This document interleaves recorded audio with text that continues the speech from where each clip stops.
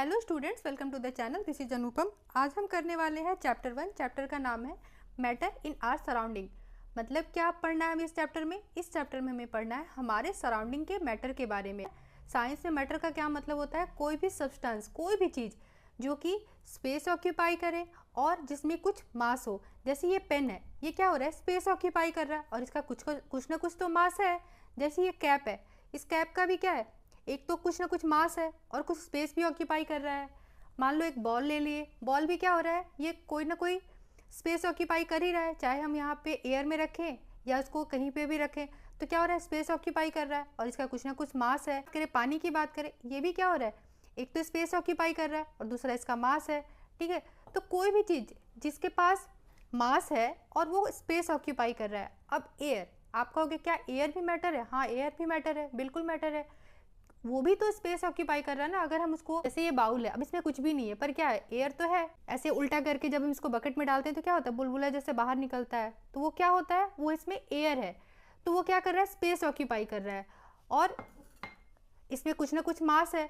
तो कोई भी चीज़, कुछ भी हो, चाहे वो बॉटल हो, पेन है, टेबल, पेपर, एनीथिंग, कुछ भी जो हम देख सकते हैं, कुछ भी, या फिर जिसको हम फील भी कर पाते हैं, वो सब चीज़ मैटर है। उसमें कंडीशन दो ही चीज़ होनी चाहिए, एक स्पेस ऑक्यूपाई करना, दूसरा मास। तो इसका डेफिनेशन कैसे लिखेंगे? एनीथिंग दैट हैज मास, कुछ भी जिसके पास मास है और वो कुछ स्पेस ऑक्यूपाई कर रहा है। अब ये मैटर बनता कैसे है? जैसे ये बॉल है, तो ये कैसे बनता है? तो ये बहुत छोटे छोटे छोटे छोटे पार्टिकल से मिलके बनता है। इसमें बहुत छोटे छोटे छोटे छोटे छोटे पार्टिकल है। तो सबसे छोटे पार्टिकल को हम क्या कहते हैं? एटम बोलते हैं। और उससे बड़े पार्टिकल जिसपे हम, जो हमें पढ़ना है अभी, तो उसको क्या कहते हैं? मॉलिक्यूल कहते हैं। ठीक है, तो कोई भी सब्सटेंस, कोई भी चीज़, कोई भी मैटर, वो किससे मिलके बनता है? बहुत छोटे छोटे पार्टिकल से मिलके बनता है और उस पार्टिकल को हम क्या पढ़ते हैं? मॉलिक्यूल कहते हैं। तो हम इसको ऐसे समझ सकते हैं कि मान लो ये एक पार्टिकल है, ठीक है, एक पार्टिकल है, तो इसमें कैसे बना है? तो इसमें बहुत छोटे छोटे छोटे छोटे पार्टिकल्स हैं। ठीक है, बहुत छोटे छोटे पार्टिकल्स हैं। तो ये क्या है? मान लो इसके अंदर क्या है? दो पार्टिकल है। इन दोनों पार्टिकल को हम क्या बोले? मॉलिक्यूल बोले। जितने भी पार्टिकल्स है क्या बोले? मॉलिक्यूल बोले। अब इनके बीच में क्या होता है? कुछ स्पेस होता है। ठीक है, सॉलिड में बहुत कम स्पेस होता है, लिक्विड में उससे थोड़ा ज़्यादा होता है और गैस में बहुत ज़्यादा होता है। तो इनके बीच के स्पेस को हम क्या कहेंगे? इस स्पेस को हम कहते हैं इंटरमॉलिक्यूलर स्पेस कहते हैं। क्यों कहते हैं? इंटर का क्या मतलब है? बीच में, मॉलिक्यूलर मतलब दो मॉलिक्यूल के बीच में, और ये हो गया स्पेस। तो इनके बीच का space that is inter molecular space बोलते हैं। और ये स्पेस क्या होता है? किसी किसी मैटर में ज़्यादा होता है, किसी में कम होता है। तो इस पार्टिकल को हम क्या बोले? इसको बोले मॉलिक्यूल बोले। ठीक है, और इसके साथ हम एक चीज़ और लिख सकते हैं कि ये बनता कैसे है matter? It is made up of small particles. Matter कैसे बनता है? स्मॉल पार्टिकल से मिलकर बनता है। ठीक है, और उस पार्टिकल को हम क्या बोलते हैं? मॉलिक्यूल कहते हैं। और उनके बीच के स्पेस को क्या कहते हैं? मॉलिक्यूलर स्पेस कहते हैं, इंटर मॉलिक्यूलर स्पेस कहते हैं। अब क्या है? इन मॉलिक्यूल्स के बीच में एक फोर्स ऑफ अट्रैक्शन होता है। ये मॉलिक्यूल्स एक दूसरे को क्या करते हैं? अट्रैक्ट करते हैं। स्ट्रेंथ इन यूनिटी सुना है ना, एकता में बल है। वो क्या होता है? उसमें क्या होता है कि जितने भी फ्रेंड्स हैं वो सब साथ रहते हैं, मिल के रहते हैं। वैसे ही ये पार्टिकल क्या है? जिस मैटर में बिल्कुल ही पास पास रहते हैं ना, जिनके पास फोर्स ऑफ अट्रैक्शन, वो जो यूनिटी कहते हैं ना, जिसमें बहुत ज़्यादा है, बिल्कुल पास पास जो रहते हैं। तो जैसे ये सॉलिड है, इसमें क्या है? सब पार्टिकल बिल्कुल पास पास हैं। पास पास है तो इसको क्या बना है? सॉलिड बना दिया, फॉर्म, जिसको हम पकड़ सकते हैं ना, होल्ड कर सकते हैं। लेकिन वही लिक्विड में क्या होता है? वो पार्टिकल दूर दूर रहते हैं। दूर दूर रहते हैं तो क्या होता है कि उसमें, उसको हम ऐसे पकड़ नहीं सकते। लिक्विड को क्या है? ऐसे पकड़ नहीं सकते हैं, लेकिन फिर भी उसमें थोड़ा तो स्पेस रहता है कि हम उसमें हैंड मूव कर सकते हैं, है ना। और वही अगर बात करें गैस की, तो गैस के पार्टिकल बहुत दूर दूर होते हैं, तो हमको क्या है? फील होता है, हम गैस को बिल्कुल भी पकड़ नहीं सकते हैं। तो अगर हम इसकी बात करें सॉलिड और लिक्विड गैस की, तो सॉलिड के पार्टिकल कैसे रहते हैं? बिल्कुल ऐसे चिपके हुए रहेंगे आपस में, ऐसे छोटे छोटे छोटे छोटे रहते हैं, छोटे छोटे पार्टिकल्स होते हैं और ये सब आपस में ऐसे चिपके रहते हैं। लेकिन वही अगर हम लिक्विड की बात करें तो इनकी पार्टिकल्स क्या होते हैं? थोड़े दूर दूर होते हैं, ऐसे थोड़े दूर दूर होते हैं।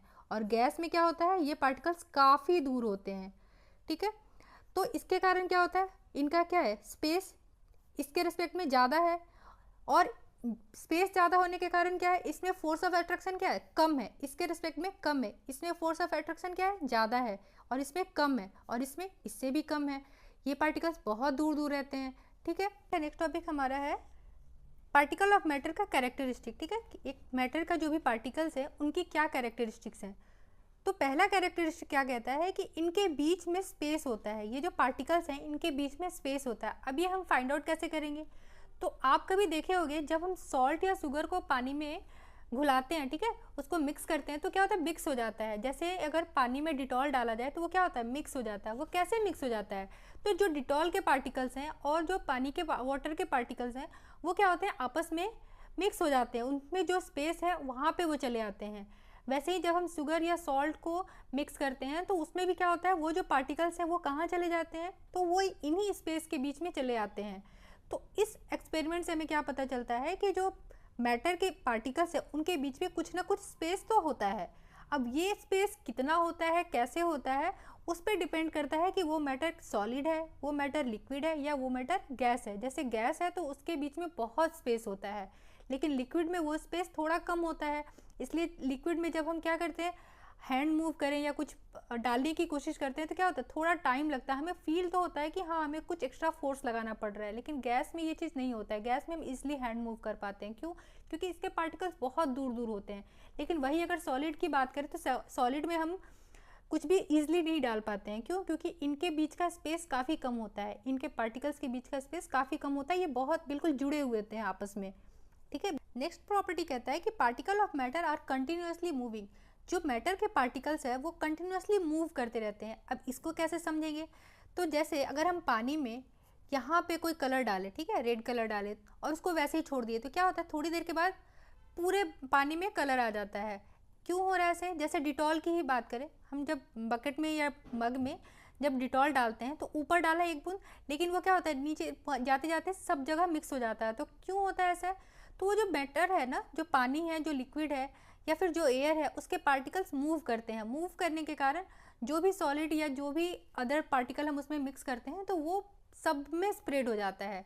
जैसे अगर एक कॉर्नर में स्प्रे किया जाए रूम में तो वो पूरे कॉर्नर में स्मेल आने लगता है, पूरे रूम में स्मेल आता है। ऐसा क्यों होने लगता है? क्योंकि जो पार्टिकल हैं, एयर पार्टिकल्स हैं, वो मूव कर रहे होते हैं। ये सारे एक्सपेरिमेंट से हमें ये पता चलता है पार्टिकल्स है मैटर के, वो कंटिन्यूसली मूव करते हैं। नेक्स्ट प्रॉपर्टी कहता है कि particle of matter attract each other. जैसे अगर हम नेल हैमर करने की कोशिश करें, है ना, दीवार में अगर हम नेल डालने की कोशिश करें तो क्या हम कर पाते हैं? इसलिए नहीं कर पाते, हमें बहुत फोर्स लगाना पड़ता है। ऐसा क्यों? क्योंकि जो वॉल है उसके जो पार्टिकल्स हैं वो एक दूसरे को अट्रैक्ट करते हैं, है ना, बहुत ग्रेटर फोर्स से वो एक दूसरे से जुड़े हुए रहते हैं। और वही जिस फोर्स से जुड़े हुए रहते हैं उसको क्या कहते हैं?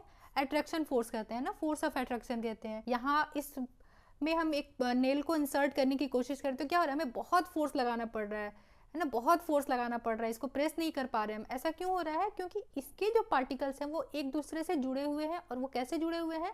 फोर्स ऑफ अट्रैक्शन की वजह से जुड़े हुए हैं। तो ये तीनों कैरेक्टरिस्टिक्स हैं पार्टिकल ऑफ मैटर के। कौन कौन से? कि इनके बीच में एक तो स्पेस होता है, स्पेस होता है तभी हम किसी चीज़ को मिक्स कर पाते हैं, है ना।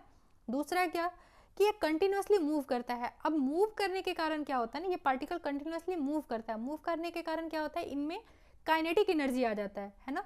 तो हर एक पार्टिकल के पास क्या होता है, कुछ ना कुछ काइनेटिक एनर्जी होती है। और वो काइनेटिक एनर्जी बढ़ जाती है कब?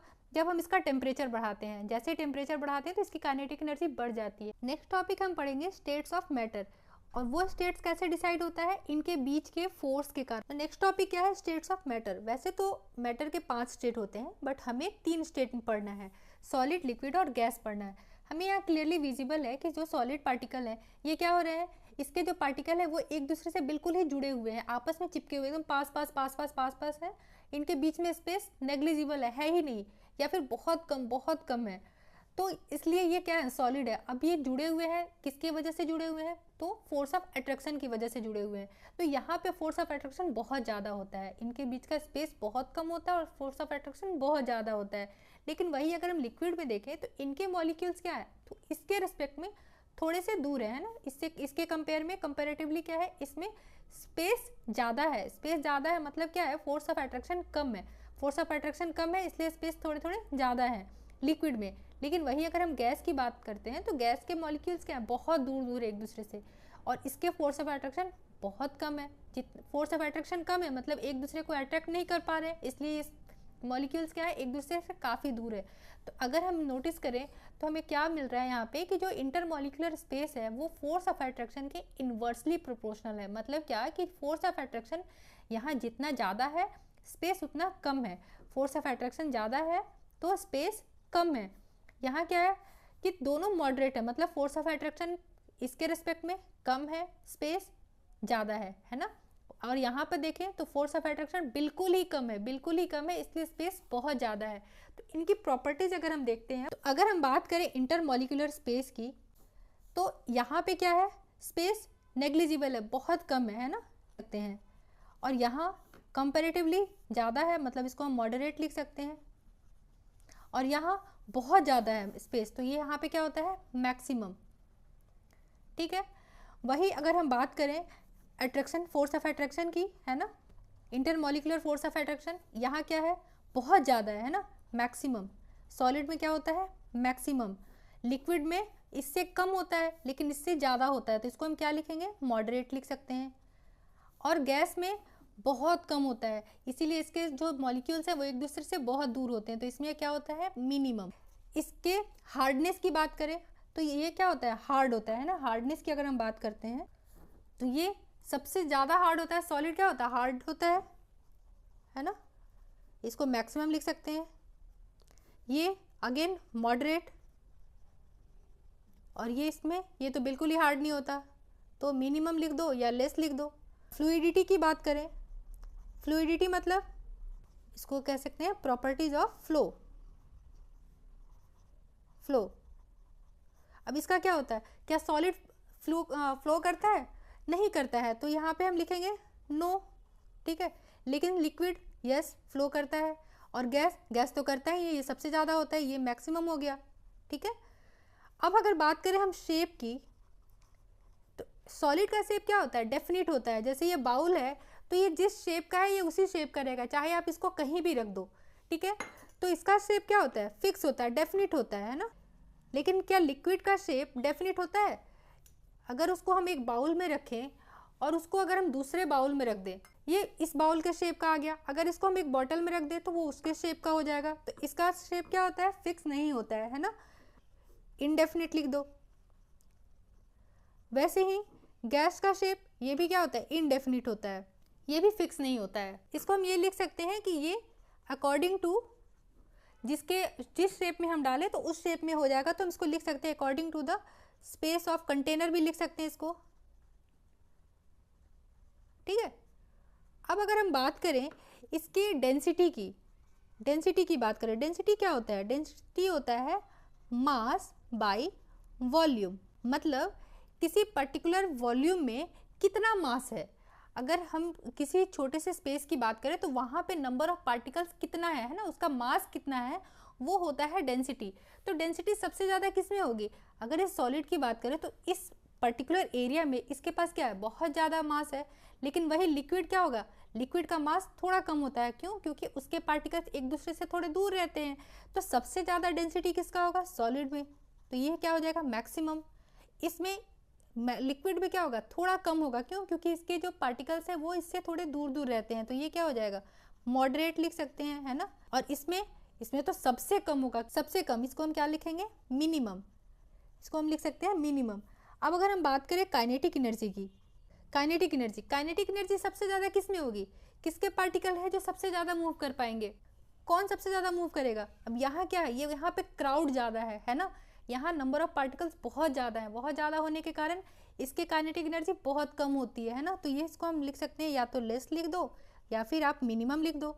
इसकी काइनेटिक एनर्जी अब क्या है, इसमें थोड़ा सा स्पेस है, थोड़ा स्पेस है मतलब ये थोड़ा मूव कर सकते हैं। जैसे है ना, कुंभ में बहुत भीड़ रहती है तो क्या होता है, मूव नहीं कर पाते, बस एक दूसरे से लोग चिपके ही रह जाते हैं, और जब थोड़ा सा स्पेस होता है तो फिर वो मूव करना स्टार्ट करते हैं। तो वही हाल है यहाँ लिक्विड का, कि लिक्विड की काइनेटिक एनर्जी इसके पार्टिकल की काइनेटिक एनर्जी इससे थोड़ा ज़्यादा होगा, दैट मीन्स मॉडरेट। और अगर हम बात करें गैस की, तो इसके पार्टिकल्स तो बहुत दूर दूर है, इनके पास बहुत स्पेस है, तो यहाँ काइनेटिक एनर्जी सबसे ज़्यादा होती है, मैक्सिमम, इसकी काइनेटिक एनर्जी सबसे ज़्यादा होती है। नेक्स्ट प्रॉपर्टी है क्या, कंप्रेसिबिलिटी। अब ये कंप्रेसिबिलिटी क्या प्रॉपर्टी है, मतलब आप कितना कंप्रेस कर पाते हो किसको, तो क्या सॉलिड को हम कंप्रेस कर पाते हैं। अगर हम बॉटल की बात करें तो क्या बॉटल को कंप्रेस कर पाएंगे, नहीं कर पाएंगे। क्यों नहीं कर पाएंगे, क्योंकि इसके बीच में फोर्स ऑफ अट्रैक्शन बहुत ज़्यादा होता है ना, इनके पार्टिकल्स के बीच में फोर्स ऑफ अट्रैक्शन बहुत ज़्यादा होता है, इसकी वजह से हम इसको कंप्रेस नहीं कर पाते हैं। तो इसकी बात करें अगर कंप्रेसिबिलिटी, तो इसमें नहीं, ठीक है, नहीं होगा। और लिक्विड में कर पाएंगे, थोड़ा तो कंप्रेस कर ही पाते हैं ना। अगर किसी कंटेनर में लिक्विड रख के और इसको ऊपर से हम प्रेस करें, ऐसे पिस्टन से इसको हम प्रेस करें तो हम इसको कर पाते हैं प्रेस, ठीक है। तो इसको कर पाएंगे, और इसको तो बहुत ज़्यादा इसकी कंप्रेसिबिलिटी है, इसमें क्या होगा, हाई हो जाएगा या मैक्सिमम हो जाएगा, और इसमें हम मॉडरेट इसको लिख सकते हैं। तो इस पर किस टाइप के क्वेश्चन बनेंगे, तो इसमें आपको कह सकता है कि इनकी प्रॉपर्टी के बेसिस पर इनको क्लासीफाई करें, ये हो सकता है। या फिर इस पर क्वेश्चन ऐसा बन सकता है कि कोई भी एक प्रॉपर्टी दे देगा, हार्डनेस के बेसिस पे तीनों को क्लासीफाई करें, या फिर शेप के बेसिस पे करें। तो इस टाइप के क्वेश्चन इस पर बन पाएंगे। तो इसके प्रॉपर्टीज़ को अगर हम वर्ड में लिखें तो हम क्या लिख सकते हैं, वर्ड में हम इसको कैसे लिख सकते हैं कि प्रॉपर्टीज़ ऑफ सॉलिड क्या होगा, इनका शेप फिक्स होता है, ठीक है, और इनकी वॉल्यूम भी फिक्स होती है। सही बात है, ये पेन है तो इसको हम कहीं भी रखेंगे तो इसका शेप यही रहेगा, चेंज नहीं होगा, और इसकी वॉल्यूम भी फिक्स होगी। सॉलिड है, ठीक है, इसकी डेंसिटी हाई, डेंसिटी का फॉर्मूला क्या होता है, मास बाय वॉल्यूम, मतलब एक पर्टिकुलर एरिया वॉल्यूम में इसका मास ज़्यादा होता है, इसके कारण इसकी डेंसिटी क्या हो गई, हाई। इतना ही नहीं, फिर क्या कह रहा है, सॉलिड डू नॉट फ्लो। सही बात है, सॉलिड क्या फ्लो नहीं करता है। नेक्स्ट क्या है, it can not be compress, इसको कंप्रेस भी नहीं कर सकते हैं। इसके साथ साथ क्या है, इसका जो इंटरमॉलिक्यूलर फोर्स ऑफ अट्रैक्शन है वो सबसे ज़्यादा होता है, इसके पार्टिकल्स आपस में जुड़े हुए रहते हैं, इसके कारण इसका जो फोर्स ऑफ अट्रैक्शन है वो बहुत ज़्यादा होता है। उसके साथ साथ क्या है, इनके बीच का स्पेस लेस होता है, बहुत कम, लेस इंटरमॉलिक्यूलर स्पेस होता है, ठीक है। नेक्स्ट प्रॉपर्टी लिक्विड, लिक्विड का क्या है, इसका शेप इनडेफिनिट होता है ना, जिस कंटेनर में डालेंगे ये उसी कंटेनर के शेप का हो जाएगा, लेकिन इसका जो वॉल्यूम है वो फिक्स होता है। चाहे आप 1 लीटर वाटर को आप एक बाउल में डालो, एक बकेट में डाल दो, मग में डालो, बॉटल में डालो, वॉल्यूम वही रहेगा, शेप चेंज होते रहेगा। लेकिन अगर डेंसिटी की बात करें तो ये सॉलिड के रिस्पेक्ट में लेस डेंस होता है ना, क्योंकि इसका जो मास है ये इसका मास थोड़ा कम हो जाता है, ठीक है, उस पर्टिकुलर वॉल्यूम में। उसके बाद ये ईजिली फ्लो कर पाता है, लिक्विड है, फ्लो कर जाएगा, कंपैरेटिवली कंप्रेसिबल होता है ना। इसको तो बिल्कुल ही कंप्रेस नहीं कर पाते हैं, लेकिन लिक्विड को हम थोड़ा कंप्रेस कर पाते हैं, जैसे किसी कंटेनर में रखें हम उसको प्रेस करना चाहें, कंप्रेस करें तो वो हो जाएगा। और इसके जो इंटरमॉलिक्यूलर फोर्स ऑफ अट्रैक्शन है वो भी कम होता है, इसके रिस्पेक्ट में कम होता है, लेकिन गैस के रिस्पेक्ट में ज़्यादा होता है। और इनका जो स्पेस है वो स्पेस भी क्या होगा, अगेन सॉलिड के रिस्पेक्ट में स्पेस ज़्यादा, गैस के रिस्पेक्ट में स्पेस कम। और वैसे ही गैस की प्रॉपर्टी क्या है, गैस की प्रॉपर्टी अगर देखें तो इसके ना तो शेप फिक्स होते हैं और ना ही वॉल्यूम, है ना। जिस भी जगह पे डालो, अब छोटा कंटेनर है तो उसके अकॉर्डिंग वॉल्यूम, बड़े कंटेनर है उसके अकॉर्डिंग वॉल्यूम, तो इसका ना तो वॉल्यूम फिक्स है ना ही शेप फिक्स है। अगेन डेंसिटी सबसे कम होता है, क्योंकि पर्टिकुलर एरिया में जो नंबर ऑफ पार्टिकल्स है वो बहुत कम होते हैं, इतने दूर दूर होते हैं कि नंबर ऑफ पार्टिकल कम होते हैं, पार्टिकल कम मतलब मास कम, तो ये क्या होता है, और वॉल्यूम ज़्यादा, ठीक है, तो इसकी डेंसिटी सबसे कम होती है और ये ईजिली फ्लो कर जाता है। सबसे ईजिली कौन फ्लो करता है, गैस ही फ्लो करता है, और इसको हम ईजिली कंप्रेस भी कर पाएंगे। अगेन इनके बीच का जो इंटरमॉलिक्यूलर फोर्स है वो क्या होगा, फोर्स ऑफ अट्रैक्शन बहुत कम, मिनिमम, फोर्स ऑफ अट्रैक्शन कम मतलब एक दूसरे से पार्टिकल बहुत दूर दूर, यानी कि स्पेस सबसे ज़्यादा। तो दैट्स ऑल फॉर टुडे, मिलते हैं नेक्स्ट वीडियो में, तब तक बने रहें चैनल पर। Thank you.